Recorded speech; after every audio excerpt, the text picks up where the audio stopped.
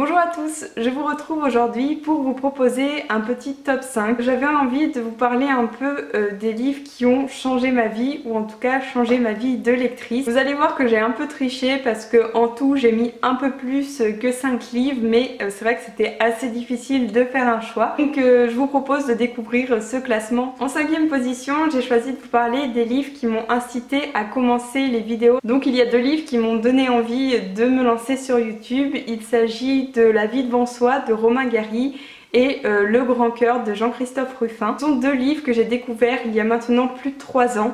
Et quand je les ai lus, ça a été un tel choc que je ne pouvais vraiment pas garder ça pour moi. Et j'avais vraiment envie d'en parler autour de moi, mais c'est vrai que c'était difficile. Et à ce moment-là, les vidéos booktube commençaient à émerger, donc il n'y en avait pas beaucoup, mais il y en avait quand même.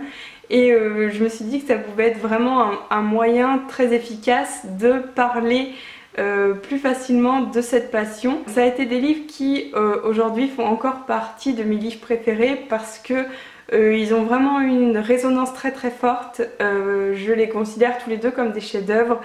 Et c'est des livres voilà, tellement forts que je ne pouvais pas garder ça pour moi.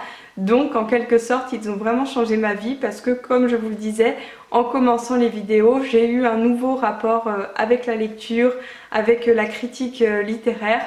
Et pour ça, ça a été vraiment très bénéfique. En 4e position, j'ai eu envie de vous parler des livres qui m'ont vraiment donné envie de me motiver à écrire moi aussi. Donc il y a 2 livres qui ont vraiment eu cet effet sur moi et une fois que je les ai lus, je me suis dit que j'aurais rêvé écrire de tels livres, que c'est vraiment des modèles pour moi, vraiment. Et que si je pouvais un jour écrire un livre, j'aimerais que ce soit dans ce genre-là. Donc il s'agit des Enfants de Pickwood et du Cirque des rêves. 2 romans très différents l'un et l'autre, mais dans les 2 cas, j'ai beaucoup aimé le fait que ce soit 2 histoires abouties et j'ai beaucoup aimé l'atmosphère qui se dégageait de ces 2 livres et ça m'a vraiment motivée moi aussi à me mettre à écrire et essayer de trouver moi aussi mon atmosphère d'écriture, le monde que j'ai envie de présenter et la façon dont j'ai envie de le présenter. En 3e position, je voulais vous parler des livres qui ont changé ma vision du monde en fait. Parce que vous savez, il y a certaines lectures, une fois qu'on les a lues, on ne voit plus les choses pareilles. Et moi, il y en a 2 qui m'ont vraiment marqué. Le premier, c'est Germinal, donc d'Émile Zola. Parce qu'il a vraiment, qu'il n'a pas changé ma vision de l'histoire, mais qui lui a apporté une autre dimension. Ça rend les choses vraiment concrètes parce que souvent quand on étudie l'histoire, des fois c'est difficile d'assembler les éléments ensemble et de dégager un tableau. Et le deuxième livre qui a un peu changé ma vision de l'humanité, il s'agit de Fatherland de Robert Harris. C'est un livre dont je vous ai déjà parlé parce que je vous disais qu'il m'avait beaucoup choqué. C'est un livre qui évoque ce qu'il aurait pu se passer si Hitler avait gagné la guerre. Et c'est un roman qui fait vraiment froid dans le dos et qui est pour le coup très difficile à lire parce qu'il y a des scènes vraiment très très cruelles. Mais c'est vraiment un roman qui sur le plan intellectuel m'a apporté beaucoup de réflexion.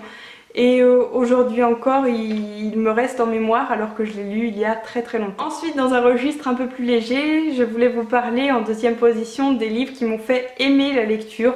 Donc c'est tous les livres en fait que j'ai lus en particulier pendant mes années collège et lycée et qui ont fait que la lecture est devenue vraiment une passion. Donc il y en a plusieurs et j'ai pensé notamment à la trilogie des Royaumes du Nord qui pour moi est un chef-d'œuvre de la littérature et que je vous conseille très très franchement si vous ne les avez pas encore lus. Et en 2e, dans un tout autre style finalement, La quête d'Ewilan a été pour moi une saga vraiment de mon adolescence.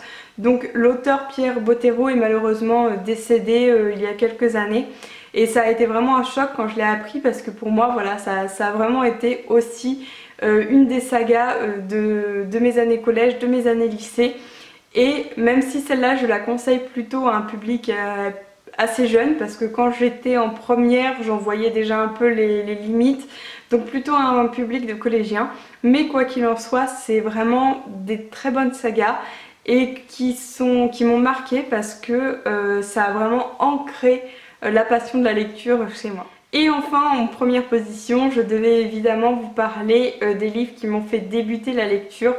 Donc je pense que vous vous en doutez parce que comme énormément de personnes de ma génération, les livres qui nous ont fait débuter la lecture sont bien sûr les Harry Potter. Je pense que comme beaucoup de personnes, on a vraiment grandi avec Harry Potter, c'est-à-dire que quand il entrait à Poudlard, j'entrais en 6e, etc. etc.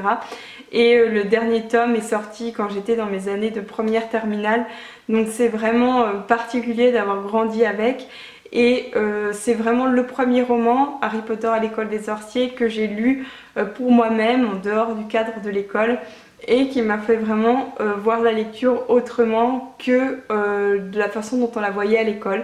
Et c'est à partir de là que tout a commencé. Voilà pour cette vidéo, donc j'ai essayé d'être rapide pour pas trop vous raconter ma vie, mais je voulais quand même parler de tous ces livres qui m'ont vraiment beaucoup marqué et que du coup je vous conseille si vous ne les avez pas lus. N'hésitez pas à me dire de votre côté quels sont les livres qui vraiment vous ont marqué d'une manière ou d'une autre, pas forcément de la même façon que moi. Si vous avez des questions ou des suggestions, n'hésitez pas, je suis à votre disposition. Je vous remercie pour votre attention et je vous dis à très bientôt.